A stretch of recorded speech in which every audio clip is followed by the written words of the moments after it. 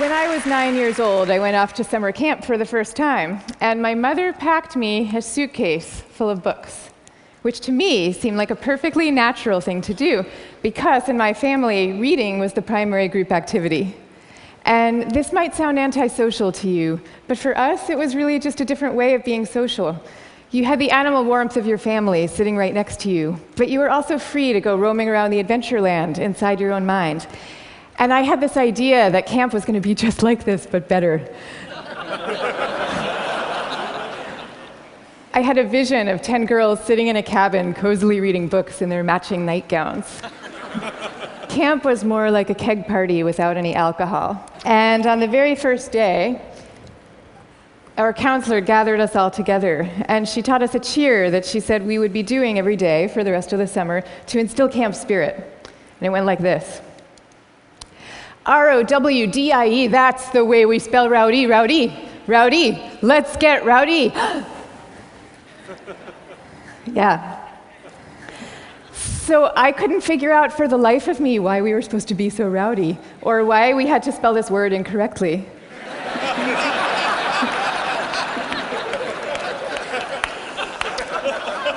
But I recited the cheer. I recited the cheer along with everybody else. I did my best.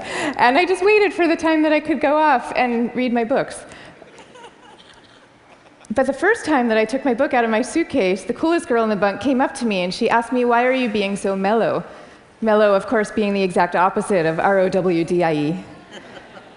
And then the second time I tried it, the counselor came up to me with a concerned expression on her face, and she repeated the point about camp spirit and said we should all really work very hard to be outgoing. And so I put my books away, back in their suitcase, and I put them under my bed, and there they stayed for the rest of the summer. And I felt kind of guilty about this. I felt as if the books needed me somehow, and they were calling out to me, and I was forsaking them. But I did forsake them, and I didn't open that suitcase again until I was back home with my family at the end of the summer. Now, I tell you this story about summer camp. I could have told you 50 others just like it. All the times that I got the message that somehow my quiet and introverted style of being was not necessarily the right way to go, and that I should be trying to pass as more of an extrovert. And I always sensed deep down that this was wrong, and that introverts were pretty excellent just as they were. But for years, I denied this intuition. And so I became a Wall Street lawyer, of all things, instead of the writer that I had always longed to be, partly because I needed to prove to myself that I could be bold and assertive too.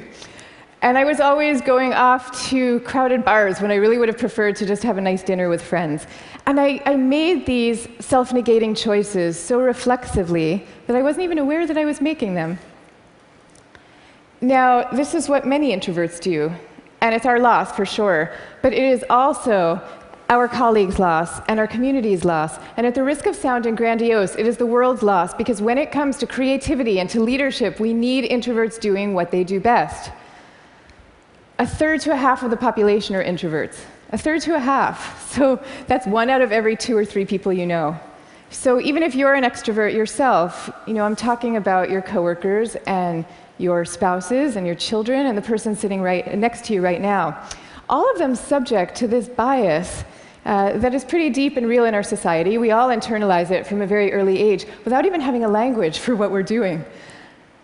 Now, to see the bias clearly, you need to understand what introversion is. And it's different from being shy. Shyness is about fear of social judgment. Introversion is more about how do you respond to stimulation, including social stimulation. So extroverts really crave large amounts of stimulation, whereas introverts feel at their most alive and they're most switched on and they're most capable when they're in quieter, more low-key environments. Not all the time, these things are an absolute, but a lot of the time. So the key then to maximizing our talents is for us all to put ourselves in the zone of stimulation that is right for us. But now here's where the bias comes in. Our most important institutions, our schools and our workplaces, they are designed mostly for extroverts and for extroverts' need for lots of stimulation. And also, we are living through this belief system. We have a belief system right now that I call the new groupthink, which holds that all creativity and all productivity comes from a very oddly gregarious place. So if you picture the typical classroom nowadays, When I was going to school, we sat in rows. We sat in rows of desks like this, and we did most of our work pretty autonomously. But nowadays, your typical classroom has pods of desks of 4 or 5 or 6 or 7 kids all facing each other. And kids are working in countless group assignments, even in subjects like math and creative writing, which you would think would depend on solo flights of thought. Kids are now expected to act as committee members. And for the kids who prefer to go off by themselves or just to work alone, those kids are seen as outliers often, or worse, as problem cases. And the vast majority of teachers reports believing that the ideal student is an extrovert as opposed to an introvert, even though introverts actually get better grades and are more knowledgeable, according to research. Okay, same thing is true in our workplaces. Most of us work in open plan offices without walls, where we are subject to the constant noise and gaze of our coworkers. And when it comes to leadership, introverts are routinely passed over for leadership positions, even though introverts tend to be very careful, much less likely to take outsized risks, which is something we might all favor nowadays. And interesting research by Adam Grant at the Wharton School has found that introverted leaders often deliver better outcomes than extroverts do, because when they are managing proactive employees, they're much more likely to let those employees run with their ideas, whereas an extrovert can quite unwittingly kind of get so excited about things that they're putting their own stamp on things, and other people's ideas might not as easily then bubble up to the surface. Now, in fact, some of our transformative leaders in history have been introverts. I'll give you some examples. Eleanor Roosevelt, Rosa Parks, Gandhi, all these people describe themselves as quiet and soft-spoken and even shy. And they all took the spotlight, even though every bone in their bodies was telling them not to. And this turns out to have a special power all its own, because people could feel that these leaders were at the helm, not because they enjoyed directing others, and not out of the pleasure of being looked at. They were there because they had no choice, because they were driven to do what they thought was right. Now, I think at this point it's important for me to say that I actually love extroverts. I always like to say some of my best friends are extroverts, including my beloved husband. And we all fall at different points, of course, along the introvert-extrovert spectrum.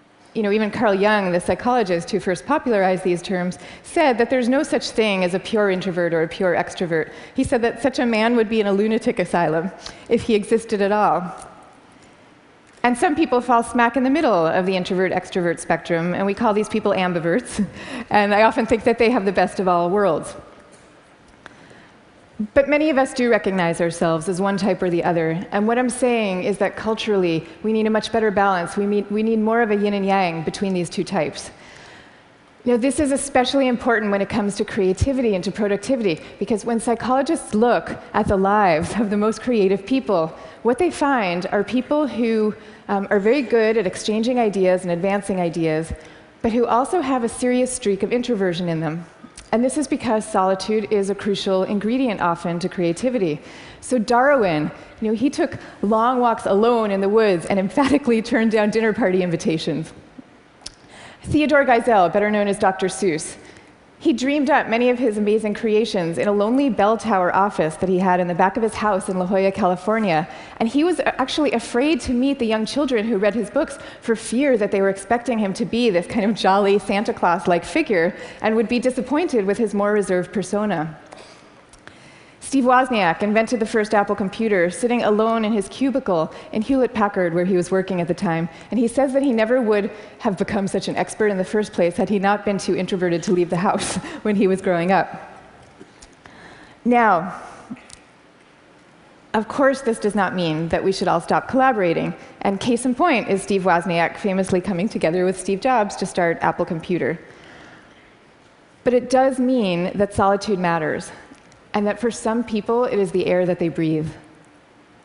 And in fact, we have known for centuries about the transcendent power of solitude. It's only recently that we've strangely begun to forget it. If you look at most of the world's major religions, you will find seekers, Moses, Jesus, Buddha, Mohammed, seekers who are going off by themselves, alone, to the wilderness, where they then have profound epiphanies and revelations that they then bring back to the rest of the community. So no wilderness, no revelations. This is no surprise, though, if you look at the insights of contemporary psychology. You know, it turns out that we can't even be in a group of people without instinctively mirroring and mimicking their opinions, even about seemingly personal and visceral things like who you're attracted to. You will start aping the beliefs of the people around you without even realizing that that's what you're doing.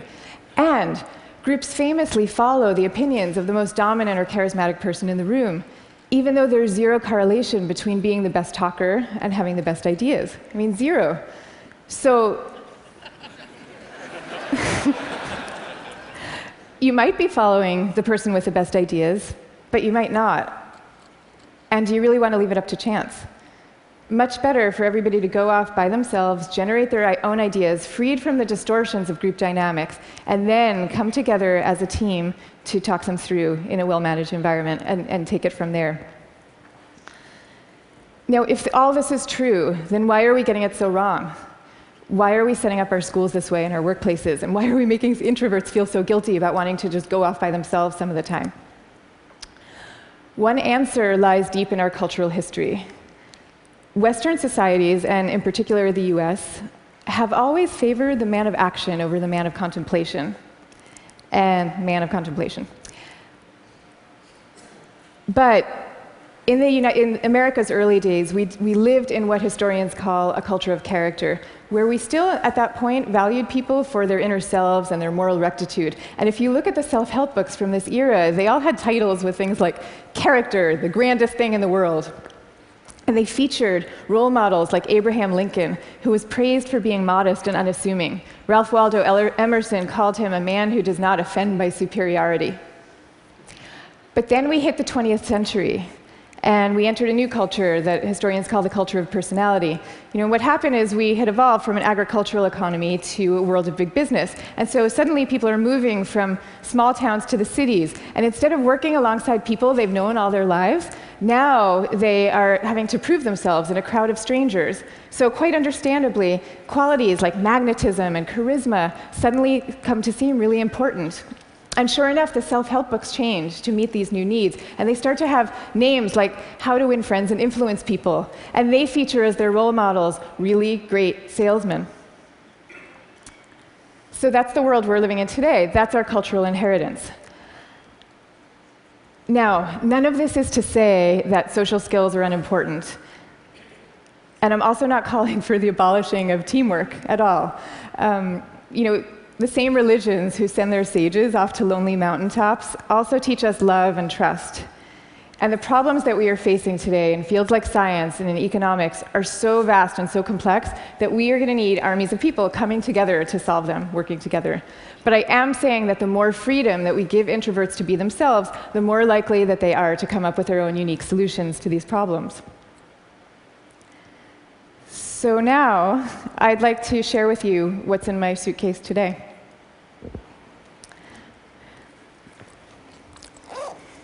Guess what? Books. I have a suitcase full of books. Here's Margaret Atwood, Cat's Eye. Here's a novel by Milan Kundera. And here's The Guide of the Perplexed by Maimonides.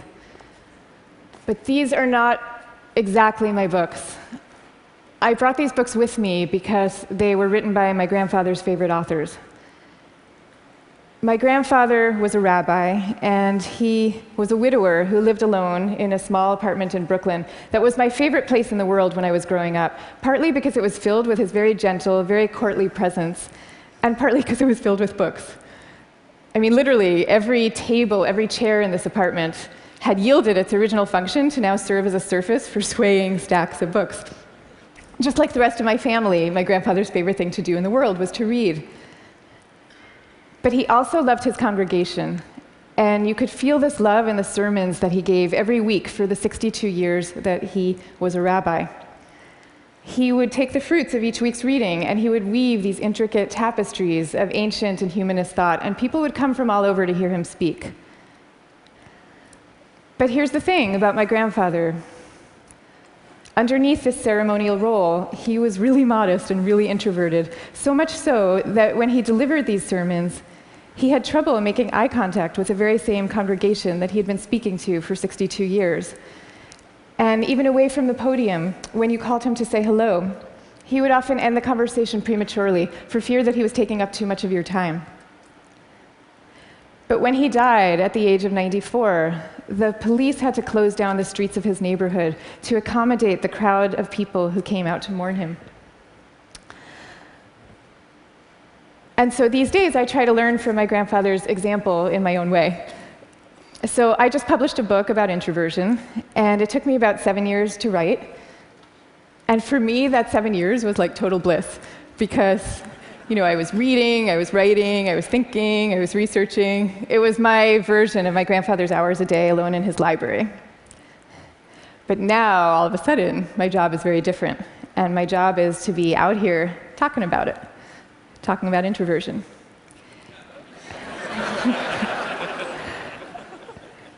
And that's a lot harder for me, because as honored as I am to be here with all of you right now, this is not my natural milieu. So I prepared for moments like these as best I could. I spent the last year practicing public speaking every chance I could get, and I called this my year of speaking dangerously. And that actually helped a lot. But I'll tell you, what helps even more is my sense, my belief, my hope, that when it comes to our attitudes, to introversion and to quiet and to solitude, we truly are poised on the brink of dramatic change. I mean, we are. And so I am going to leave you now with 3 calls for action for those who share this vision. Number 1, stop the madness for constant group work. Just stop it. Thank you. And I want to be clear about what I'm saying, because I deeply believe our offices should be encouraging casual, chatty, cafe-style types of interactions, the kind where people come together and serendipitously have an exchange of ideas. That is great. That's great for introverts, and it's great for extroverts. But we need much more privacy, much more freedom, much more autonomy at work. School, same thing. We need to be teaching kids to work together, for sure. But we also need to be teaching them how to work on their own. This is especially important for extroverted children, too. They need to work on their own because that is where deep thought comes from, in part. Okay, number 2, go to the wilderness. Be like Buddha. Have your own revelations. I'm not saying that we all have to now go off and build our own cabins in the woods and never talk to each other again. But I am saying that we could all stand to unplug and get inside our own heads a little more often. Number 3,